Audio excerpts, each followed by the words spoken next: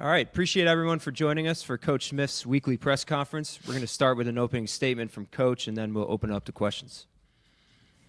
Hello, everyone. I'll read my statement, then we'll get to the questions. We just wrapped up a really productive week. We were able to reset and take a good look at where we were and how we want to continue to grow as a football team. I'm extremely happy with our players and how we approached the bye week. The energy of the building has been very positive. I'm proud of our leadership in the locker room and how connected this group is right now. We have a tremendous opportunity here on Saturday to go to Ohio State. They're a very well-coached team, very talented. Coach Day's done an amazing job with those guys. This is why you come to Penn State, for this big stage, to play in games like this and be able to compete against the number one team in the country and have an opportunity to beat those guys. The staff is confident the way we've prepared so far. We had a really good week last week. We're looking forward to having a good week this week. And everyone's positive and ready to go. Thank you. Start with Rich Garcella, and then we'll go to Neil Riddell on Zoom. Thanks, Greg. Good afternoon, Terry. How are you today? Very well, thanks. How you doing, Rich? I'm good, thanks. Terry, can you give us any medical update on Jaxon Smolik or Zuriah Fisher? Can you tell us anything? Yeah, Jaxon Smolik, there's no update right now. We do know Beckham Kritzer will be available if Jaxon isn't around. And Zuriah should be back this week. Let's go to Neil Riddell, followed by Frank Bodani. Hey, Terry. Wondering on the field, being the cornerbacks coach, they've just had so many great receivers these last few years. Can you frame up the challenge of where it starts in trying to get a handle on those guys? Yeah, this week will be an extreme challenge. Ohio State has a long history of great receivers. Arguably, these two are the better ones in that list. Jeremiah Smith is as good as they come. We were hoping he'd go through this sophomore slump, but obviously he's not. He's just got everything. He's big, strong, fast, runs great routes, competes. We have our hands full. So, our job on the back end is to make those guys earn it. We have to limit their explosive plays, keep the ball in front of us, make them earn their way down the field and not give up one-play scores. Let's go to Frank Bodani, followed by Bob Flounders. Hey, good afternoon, Terry. How are you, sir? Good, thanks. Good. You talked a little bit about it, but keeping this team together after a lot of the struggles you've had, could you talk specifically to the challenge of that and what makes you specifically believe coming out of this bye week that this team is ready, will be prepared for the number one team in the country coming up on Saturday? Yeah, it's challenging to keep us together. Obviously, it starts with my title. I'm the interim head coach. That could be portrayed as the substitute teacher. There's just someone that's different at the helm. Our routines are the same, but, I've tweaked the schedule slightly. We're going to do things a little bit different in the sense of how I would like to do it. And those guys in the locker room have bought into it. So each day we continue to get more camaraderie. Each day we get closer. Each day we continue to work harder. We have great leadership in the locker room. Even a guy like Drew Allar, has been around and been very, very present. He actually stopped in to see me this morning and asked how can he help support. And, we have that type of leadership. So the guys have been great. They've worked hard. We had a great bye week. They're buying into it. how do we go up and beat Ohio State, a number one team in the country? We have to do it together. We have to be as one.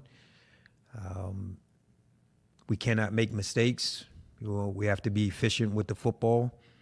The most important thing we have to do is be able to run the football. We have to outrush Ohio State to have a chance. Obviously, their defense is elite. They're number one defense in the country. They've got a lot of elite talent. They're big up front. They're fast in the middle, and they can cover on the back end. So, we have to be creative on offense to run the football, get Kaytron Allen going again. We have to find a way to get Nick Singleton going because we're going to need those two guys. They're our two best offensive weapons. And we just got to continue to play mistake-free football, and then when we need to make a play, we have to be able to come up with some type of scheme to make a play. Let's go to Bob Flounders, followed by Mark Wogenrich. Hi, Terry. Good to talk with you today. Hey, Bob. Terry, you talked about the need to run the football against Ohio State. You're able to run the football at Iowa. It just didn't work out. I wanted to ask you about two of your offensive linemen and kind of their status. You didn't have Vega at left guard against the Hawkeyes. Do you have an update on him? And also, where is maybe Cooper Cousins, a second-year guy who at the start of the year was going to be, I think you guys considered him almost like a starter. Where is he, and maybe with his health and moving forward with that? Yeah, both of those guys will be available this week. We're looking forward to getting those guys back out there. That's where it is. Let's go to Mark Wogenrich, followed by Mike Gross. Hey, Terry, just going back to the quarterback a little bit, what's the next step now after start one for Ethan Grunkemeyer? And what can you expect from Beckham Kritza at this point in the season? Yeah, Grunk, the next step for him is, obviously we got to put him in position to succeed. We can't ask him to go out there and, throw the ball 45 times and be effective and win that way. We've got to create the run game and, have some pass plays off the run game. We've got to be able to give him some throws that are, some one or two read type throws and not overcomplicate it for him. Beckham Kritza, he's coming off of an injury. He's available this week. If he had the opportunity to go into the game, the game plan would be very similar. We'd have to keep it simple for him to have success and, not demand a lot from him. And the other guys have to step up. The offensive line is a veteran crew. We're led by those guys, so we have to run the football and, continue to focus on Kaytron Allen. Our last question from Zoom is Mike Gross. Good afternoon, Terry. How are you? Good, thanks, Mike. You said you talked last week about the freshman receivers, Kobe Howard and Tyseer, maybe moving into a bigger role. Are there any other young guys who maybe have evolved to the point where they might be able to play a bigger role than they have so far? Yeah, those two guys, obviously. We're contemplating, Alex Tash on the defensive side at linebacker. Maybe a kid like Jamir Joseph, the back end at nickel. But, probably those four guys are the ones that come to mind right away. We're just trying to be creative to get some of the young talent on the field and give them an opportunity. Go to questions in the room over here on the right. Mark. Thanks for your time, Terry. Your 3 touchdown underdogs, do you use that as motivation? Do you not care? How do you kind of view that? Yeah, you use it as motivation, but I don't know if we're allowed to because of what these gambling rules now. Can I even talk about point spreads, So I don't know. We, obviously no one's giving us a chance. And I'm going to, reemphasize that to our team. I don't think we've ever been 20-point underdogs since I've been here. But it's motivation. No one believes in us. And we're going to come out and fight like we did at Iowa, but we're going to fight a little harder. John? Hey, Terry, over here on your right. I know we'd asked you previously about wanting to be the head coach long-term after this year, but we haven't asked you about your plans beyond this year regardless. Do you want to be on this staff next year, whether or not that's as head coach? And if so, why or why not? I love Penn State. You know, any opportunity that would present itself, I would pray on it and you know, would entertain the opportunity to always stay here. We just don't know what's next. So I'm grounded in my feet right now, and my job is to lead this team the rest of this season. And, you know, we're just worried about beating Ohio State. Over here on the right, Tyler. Terry, thanks for the time. You mentioned Alex just a few moments ago. I was going to ask about the linebacker depth. Going back to August, Jim has been pretty distrustful, it seems, about some of the younger components of that linebacker room. Is there a sense of urgency now coming out of the bye week to get those guys involved? Why is Alex the name that comes out of your mouth? And are any of those younger linebackers also maybe in more play in the next 5 games? Yeah, Cam Smith is another kid that has an opportunity. You know, Alex has had, you know, a good start to his freshman year. He's a talented kid. He's big, strong, fast. You know, he's learning the system as they all are. And we just have to create more depth at the linebacker position. You know, when Tony Rojas went down, that's a big gap that we haven't really replaced yet. And so we're just searching for some answers to be able to help the defensive line, you know, to stop the run game, which is critical in this game. If they get going in the run game, it'll be a long day. So we've got to be able to protect that front seven. Up here in the front, Jack, and then we'll go to Joel on the left. Hey, Coach, how you doing? My question, I was interested about your point about kind of taking, you know, the interim role as like a substitute teacher, and not only does that mean you're in, you know, a new spot, but, you know, think about substitute teachers, their relationship with the students, in this case, your players. How has that dynamic changed for you, whether it's been not only dealing with players in a new role, but, you know, just kind of having an expanded role, now being the interim head coach instead of a position coach? Yeah, it's a little bit different. You know, I was always Coach T, you know, as cornerbacks coach, and my role prior. I got along with everyone. Everyone saw me as Coach T, kind of the OG coach. I'm one of the older coaches on staff. And now they see me in a different light. You know, it's like the building sees me different. You know, it's kind of like everyone gets quiet when I walk in now. So it's just different. But it's positive in the sense of, you know, I'm still Coach T, and I'm the guy that, you know, still gets along with everyone. It's my job to rally us together.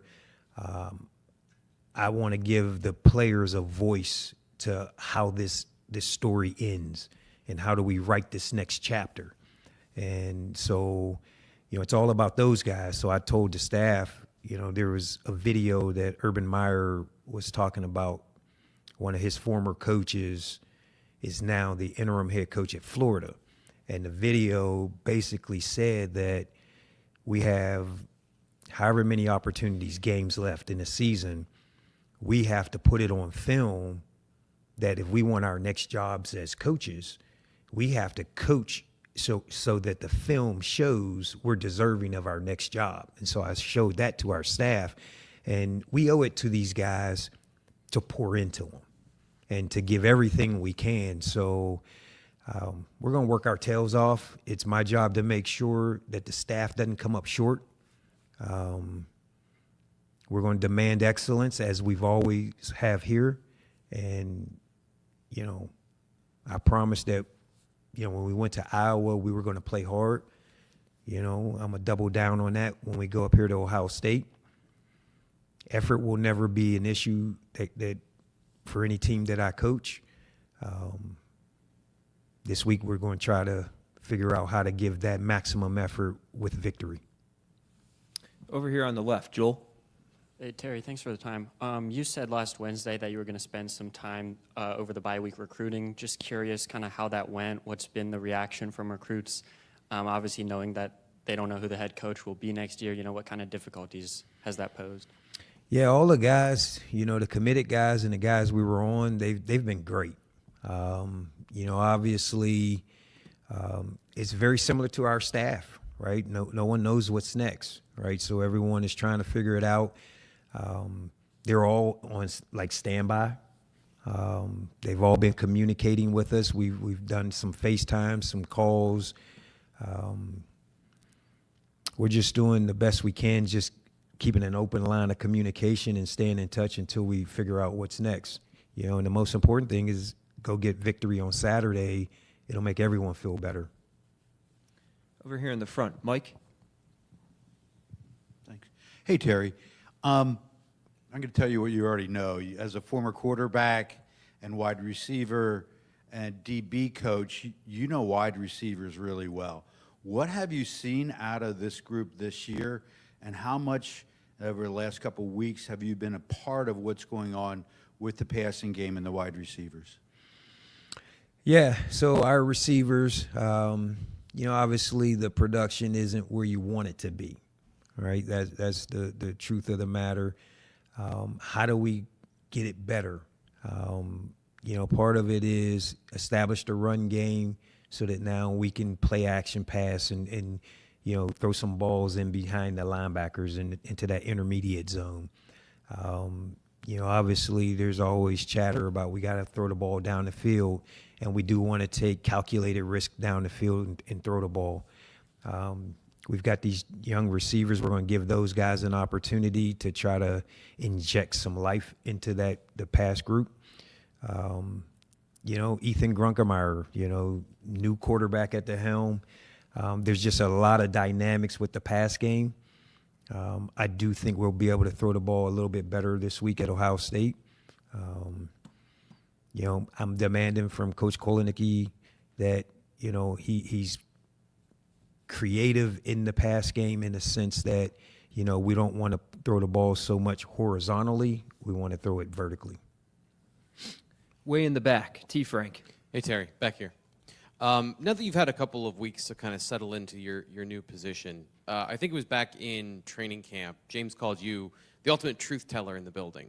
Have you had to have some of those hard truth conversations, either with staff or with players, about what happened in the first part of the season, and now that you're in charge, some of the things that you want to have change to change the result for the team? Yeah. I am known in the building as the truth teller, and you guys probably can tell because I tell you the truth as well. We've had some tough conversations. It's just the only way I'm built. I would want to know if I was falling short so that I can fix it. And it's how I was raised and brought up. The one thing that I worked very hard on in my truth telling is trying to not be so direct and deliver such a hard message. I'm working really hard on that. I'm a work in progress, so please bear with me. But we've had those conversations with staff members. They've been great. Everyone's understanding. Everyone's open to it. We're going to continue to work and push forward in no sense, and just try and figure out how to get to victory. So, tough conversations are a part of our business, and they're necessary, though. Time for three more. Lyle, over here in the center. Hey, Terry, you talked a few weeks ago saying you were spending more time with the offense, learning the playbook, given the fact you were coming back from cornerbacks coach. Just wondering if you're now spending equal time again with the offense and defense, and what that process was like catching up on the offensive playbook. Yeah, I'm more balanced now. The first week of Iowa, I didn't do much of any football. Now that we had a bye week, things are kind of settled in, and I'm finding my routine and rhythm. I'm able to sit in with the offensive coaching staff and the defensive coaching staff and kind of getting a better understanding of what our expectations are for both sides, and just talking with the coordinators as well. So things are getting better for me personally. I think both units continue to get better. I think defensively, we have to get critical stops. That's been our challenge is, can we get those fourth quarter stops? And then offensively, the same is moving the ball when we need to move the ball, and then converting, right, on third, fourth down conversions, scoring touchdowns, not field goals. So I feel good that we're working toward those goals. Over here on the right, John. Hey, Terry, I want to go back to the two quarterback stuff. What made you guys make that a key factor to the offense again? Was it Drew getting hurt? Was it just the coaching staff change? And even if Jaxon is out moving forward, will you still stick with the two quarterbacks? Yeah, the two quarterback, came up, the offensive staff and myself, we were in discussion. We thought it would be something more for the opponent to prepare for. We felt like it was successful in, how it went down.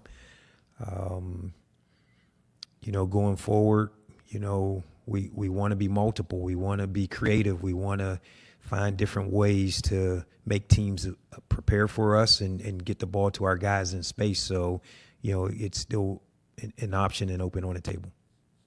Last question over here on the right, Tyler. Thanks again, Terry. You mentioned just a few minutes ago that you're demanding Coach Kotelnicki regarding that throwing the ball downfield a little bit more with effectiveness. What has that back and forth been like with Andy? I'd imagine you've had plenty of interactions in the building over the last couple of years, but not where you're the head coach making a demand. So how has he responded to that, and what was your emphasis? He's been awesome. There's not been any challenging or anything like that, and maybe demanding is probably not the right word. When I go to him, I'm saying, hey, listen, this is what I'm thinking, and he's like, yeah, you know what, I was thinking the same thing. Like, we're on the same page. We're thinking alike. In this profession, when you lose 4 games in a row, we're all humble. We're all trying to find the problem and find the solution, and we're just working toward that and trying to figure out what's the best thing for us to move forward. And Coach K's been awesome with that. Thanks, Terry.